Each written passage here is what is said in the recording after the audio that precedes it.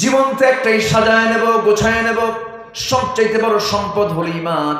আমার ঈমানটাকে সুন্দর করে গুছায় নেব, কোনো কারো হক নষ্ট করব না, নিজের জীবনকে ধ্বংসের দিকে ঠেলে দেব না, মিথ্যা কথা বলবো না, পাপাচার করব না। আর যদি এই দুনিয়াতে চলতে হয়, কার নিয়মে চলবো? আসতে বলবেন না, কার নিয়মে চলবো? সূর্য কার নিয়মে চলে? চন্দ্র কার নিয়মে চলে? আকাশ কার নিয়মে চলে? সমুদ্রের ঢেউ কার নিয়মে চলে?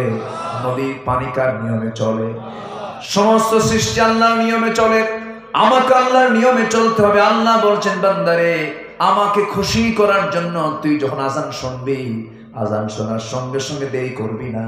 তুই মসজিদের দিকে চলে আসবি, ওযু বানাবি, দুইটা হাত ধৌত করবি, দুই হাতের সগীরা গুনাহগুলো মাফ করে দেব। মুখমণ্ডল ধৌত করবি, মুখের সগীরা গুনাহগুলো মাফ করে দেব। মাথা মাসে করবি, মাথার সগীরা গুনাহগুলো মাফ করে দেব। দুই পা ধৌত করবি, দুই পার সগীরা গুনাহগুলো মাফ করে দেব। বান্দা, তুই মসজিদে আসবি, সেজদা দিবি, আমি তোর সমস্ত গুনাহগুলো মাফ করে দেব। আজকে বুকটা ফেটে যায়, মাত্র 5% মুসলমান বাংলাদেশে নামাজ পড়ে না। আমি আজকে একটা ওয়াদা নিতে চাই।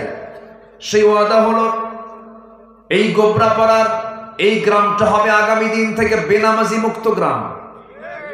আস্তে বল, কেন জোরে বলেন ঠিক কিনা? জোরে বলেন ইনশাআল্লাহ। এই গ্রামে কোন বেনামাজি যেন না থাকে। মানে কি, আমার জন্য বাইরে পিঠা যে তুলে দিবেন তা না, টার্গেট করবেন।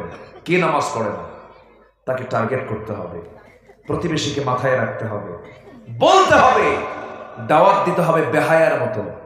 দাওয়াত দিতে হবে কিসের মতো? বেহায়ার মতো। যে বেহায়ার মতো দাওয়াত দিতে পারবে, তার দাওয়াতটাই কাজে লাগবে। আল্লাহু আকবার।